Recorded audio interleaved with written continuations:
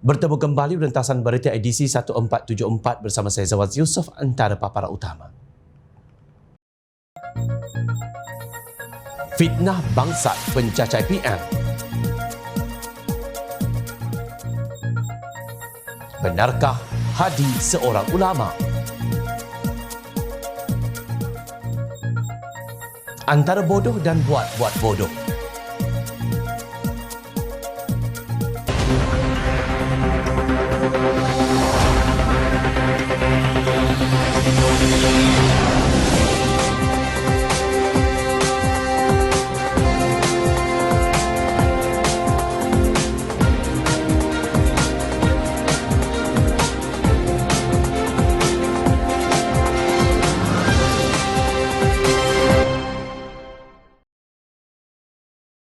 Assalamualaikum dan salam sejahtera. Pengakuan yang dibuat oleh seorang TikToker yang selalu mencipta propaganda fitnah dan tomahan terhadap Pakatan Harapan dan Kerajaan Perpaduan yang dikenali dengan nama Ratu Naga cukup membuktikan bahawa Perikatan Nasional PN selayaknya digelar pengkhianat nasional. Dalam pengakuan berdurasi 1 minit 2 saat itu, Ratu Naga mengaku bahawa pasukannya memang akan mencipta persepsi agar rakyat membenci. Kami perlu cipta tanggapan agar orang ramai membenci Pakatan Rakyat. Jadi kami mengetengahkan isu-isu sensitif yang menarik minat orang ramai. Bagi memudahkan maklumat itu tersebar, jadi begitulah strateginya. Contohnya isu perkauman, institusi agama, raja-raja dan sebagainya. Ujarnya dengan caption, kami akan mainkan isu sensitif seperti perkauman supaya senang tersebar Ratu Naga.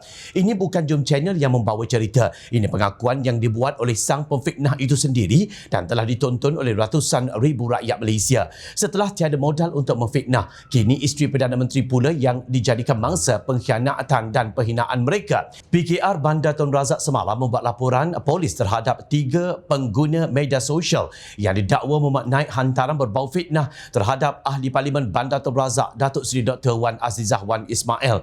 Laporan polis dibuat oleh Ketua Wanita PKR Cabang Jamilah Said Muhammad di Ibu Pejabat Polis Daerah Ceras di Kuala Lumpur. Jamilah berkata hantaran itu jelas berniat jahat untuk menyebarkan fitnah dan memberi gambaran seolah-olah isteri Perdana Menteri menyokong Israel. Saya berharap agar pihak berkuasa dapat melakukan siasatan secara terperinci dan menyeluruh serta mengambil tindakan tegas dan tangkapan berlandaskan undang-undang negara. Video seperti ini boleh menjatuhkan reputasi Ahli Parlimen Bandar Tun Razak sebagai isteri Perdana Menteri dan juga reputasi Perdana Menteri sendiri, Datuk Seri Anwar Ibrahim, katanya kepada pemberita. Kemarin 3 pengguna media sosial memaknai gambar dan video Dr. Wan Azizah yang disunting daripada Instagram milik Perdana Menteri Israel semasa hadir ke Perhimpunan Agung Pertubuhan Bangsa-Bangsa Bersatu UNGA ke-78 di New York, Amerika Syarikat 21 September lalu. Naib Ketua AMK Selangor Zulhilmi Zainal dalam satu siaran langsung di TikTok mendedahkan kebiadaban dan sikap kurang ajar yang ditunjukkan oleh TikToker termasuk pemfitnah nombor 1 negara, Cik Gubat, yang mendedahkan kononnya Datuk Seri Dr. Wan Azizah Ismail merupakan penyokong Israel. Peksa, engkau tak tahu apa yang berlaku, kemudian kau tabur fitnah dan lagi-lagi teruk dan busuk hati korang ni apabila kau cakap Kak Wan adalah salah seorang yang menyokong Israel. Betul-betul busuk hati kau ni. Zulhilmi kemudiannya mendedahkan bahawa gambar yang digunakan oleh para dajjal pemfitnah itu merupakan gambar yang dimaknai oleh majalah mingguan wanita yang tertulis. Dia kata patutlah macam kenal MSJ ni. Kau tengok Cikgu Bat cakap apa? Muncul dalam akaun Perdana Menteri Israel yang menyatakan Kak Wan ini ada hubungan baik dengan Israel. Ada lagi APQ pun post juga. Kemudian Ratu Naga, dia cakap nak tengok apa kita boleh jumpa dalam akaun Bapak Dajjal ni. Tapi itulah aku beritahu dengan kau, permainan fitnah puak-puak lahanat macam ni perangai yang nak memfitnah sehingga mengaibkan Kak Wan. Perkara ni tak boleh diterima langsung. Ini perkara yang sepatutnya aku harap tindakan daripada wanita-wanita keadilan bangkit, bangun, mempertahankan Kak Wan. Ini cubaan untuk mengatakan dan juga berniat jahat supaya Kak Wan dipandang aib, dijatuhkan maruah beliau. semata-mata demi kepentingan politik, fitnah kurang ajar daripada geng-geng pengkhianat nasional ni. Berbangga melihat isteri Perdana Menteri Datuk Seri Dr. Wan Azizah Wan Ismail menghadiri majlis resepsi yang dihoskan oleh Dr. Jill Biden, wanita pertama Amerika Syarikat sempena Perhimpunan Agung Pertubuhan Bangsa-Bangsa Bersatu ke-78. Di sini jelas bahawa apa yang disiarkan oleh pemfitnah durjana pengkhianat nasional ini adalah satu pembohongan, fitnah yang berat, biadab dan kurang ajar. Sewajarnya isteri mana-mana Perdana Menteri atau pemimpin nombor satu negara akan dijemput oleh pihak tuan rumah tanpa mengira latar belakang atau negara mana kerana mereka dianggap sebagai First Lady sesebuah negara. Persoalannya di sini, kenapa Ratu Naga, Apik Q dan Cikgu Bat sanggup menyebarkan fitnah sebegini? Ia jelas disengajakan untuk membuat penghinaan kepada Dr. Wan Azizah. Kenapa pefitnah yang celaka dan super biadab ini masih bermaharajalela dengan sebaran fitnah mereka? Apa reaksi Presiden PAS Tan Sri Abdul Hadi Awang yang melabelkan dirinya sebagai Tuan Guru? Dan apa pula reaksi Presiden Bersatu Tan Sri Mahyadi Mak Yassin yang kononnya menjunjung prinsip bersih dan stabil dengan pendedahan ini? Malah pengakuan Ratu Naga yang mengatakan bahawa Cyber Trooper PN dibayar sehingga jutaan dan ratusan ribu ringgit bukan kecil-kecil anak untuk sesuatu projek memfitnah, membuatkan kita yakin bahawa selama ini beginilah kehidupan dan perjalanan politik hina Perikatan Nasional. Based on project, ada certain tu dibayar ikut bulanan. Itu kita kategorikan sebagai macai lah. Okey. Itu paling bawah lah tu. Paling bawah lah tu. Oh, okey. Dia based on project. So macam ketua-ketua dia orang, dia memang dah ada tim-tim masing-masing. So dia based on apa yang orang kata tuan dia bayar. Okey, contohnya kalau isu tu besar, besarlah amount dia. Pernah capai juta, pernah capai ratus ribu. Untuk satu projek. Ya, betul. So saya pernah dedahkan benda ni dulu pada tahun 2018-2019 dekat Wired Magazine. Saya dedahkan kerana yalah bersama kan dulu. So saya tahulah nilai dia semua bukan kecil-kecil anak. Berkokok siang malam tapi ekor bergeluman tahi. Jijik sungguh permainan pengkhianat nasional dalam politik di Malaysia. Gilakan jawatan dan kuasa sehingga lupa diri, hilang kewarasan serta lupa hukum hakam. Paling menyakitkan, ia diketuai oleh Tuan Guru yang kononnya ulama muktabar dan anak Tuan Kiai. Kemudian diiringi takbir oleh Puak Walaun yang kononnya taat kepada pemimpin bangsat sebegini. Kami rakyat Malaysia menyeru pihak berkuasa akan mengambil tindakan segera dan memberkas pelaku-pelaku biadab yang dilaporkan dan dihadapkan ke muka pengadilan. Tiada maaf bagimu, ini bukan kali pertama dan ingat, dosa memfitnah tidak dapat ditebus. Ketika Presiden PAS Tan Sri Abdul Hadi Awang yang didakwa merendahkan Pakatan Harapan sebagai sebuah gabungan yang dipimpin banduan dipercayai merujuk kepada Perdana Menteri Datuk Seri Anwar Ibrahim. Ia sengaja dibuat dengan tujuan merendah-rendahkan susuk tubuh bernama Anwar. Ia bukan kali pertama beliau menyerang Perdana Menteri dengan gelaran sedemikian. Malah sejak bertahun lalu menjadi label yang paling digemarinya untuk digunakan ke atas PMX. Abdul Hadi sendiri pernah mengatakan bahawa pemenjaraan ke atas dirinya adalah lebih baik berbanding membayar denda. Artinya beliau sendiri sedia untuk memakai gelaran banduan. Maka apa masalahnya dengan Anwar sebagai bekas banduan? Ungkapan ahli Parlimen Marang yang menyindir di dalam Kerajaan Perpaduan terdapat bekas banduan, perasuah dan sebagainya bagi Angkatan Muda Keadilan AMK Malaysia bersifat hasad.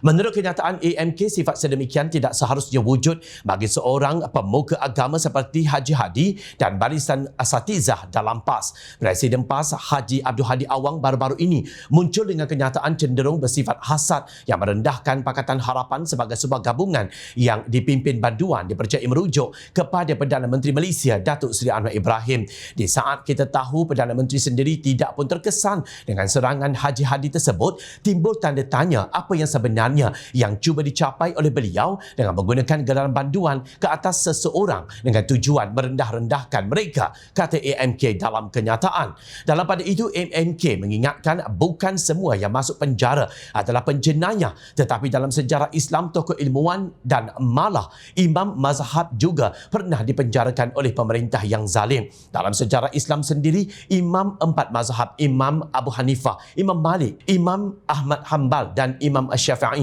kesemuanya pernah dipenjara seraya menjadikan mereka turut dalam waktu dan ketikanya memakai gelaran banduan.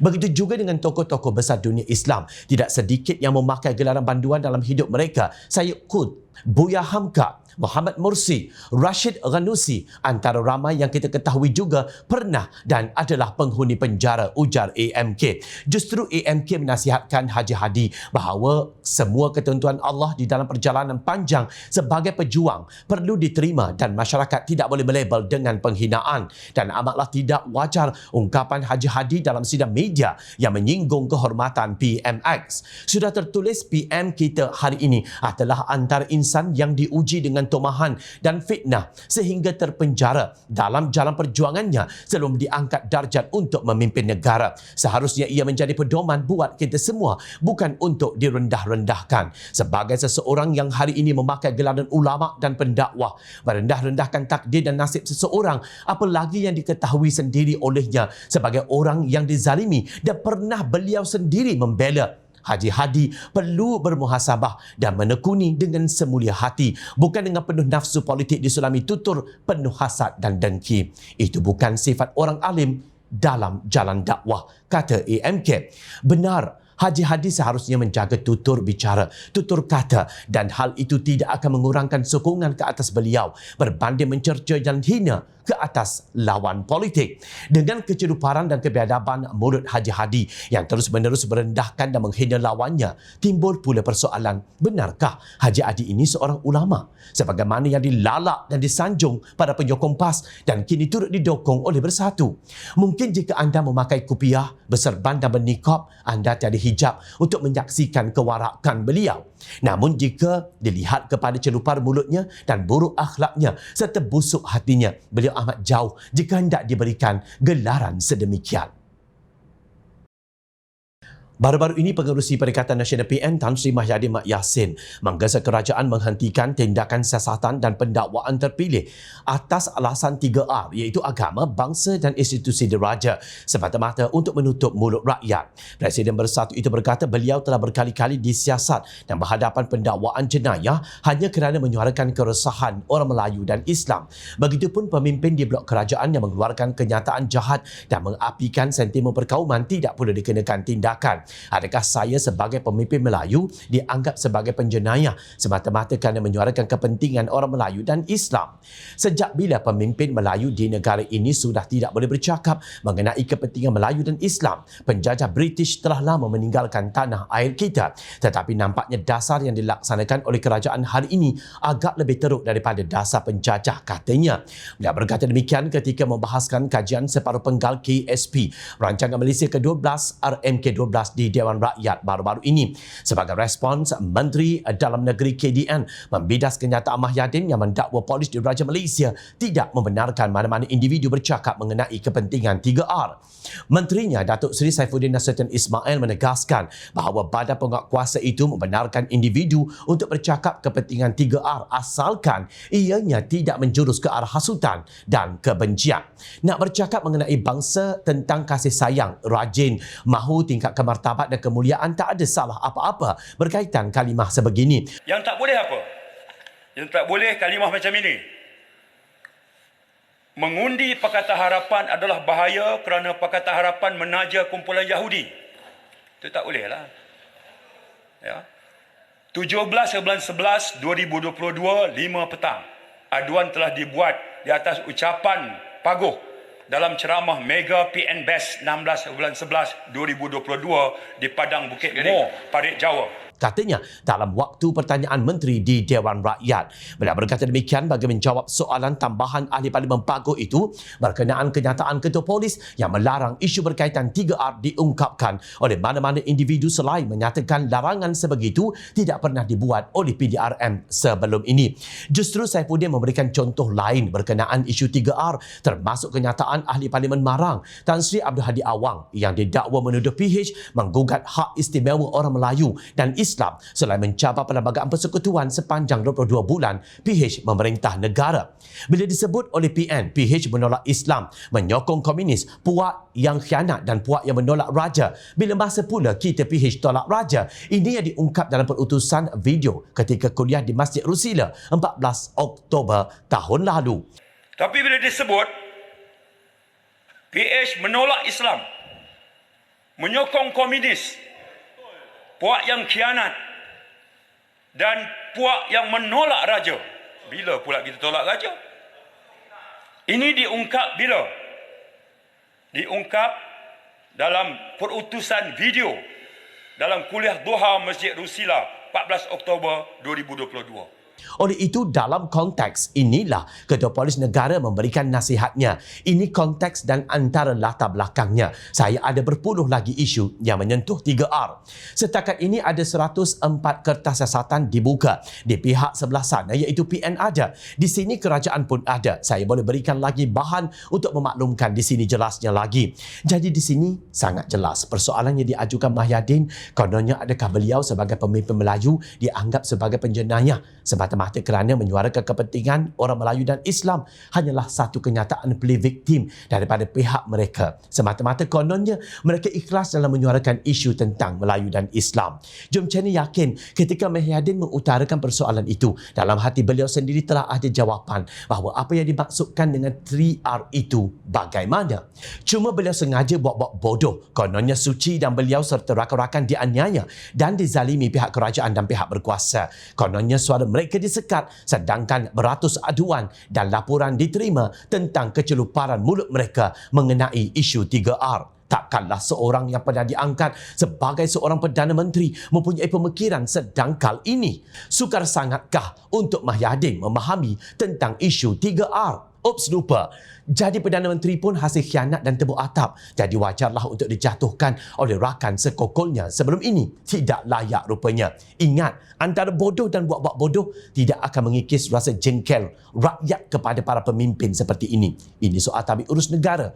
Bukan soal rumah sukan mana yang akan menang. Ingat, rakyat sentiasa memerhati. Jom Channel mengucapkan jutaan terima kasih kepada para penyokong dan kepada yang berminat untuk memberikan sumbangan bagi memberikan kami meneruskan perjuangan menyampaikan berita yang benar. Sumbangan boleh dibuat melalui akaun bank yang tertera. Suara rakyat kami sampaikan demi negara tercinta. Teruskan bersama kami di Jom Channel untuk mendapatkan berita politik tanah air. Saya Zawaz Yusof. Terima kasih untuk perhatian. Assalamualaikum. Salam sejahtera. Jumpa lagi.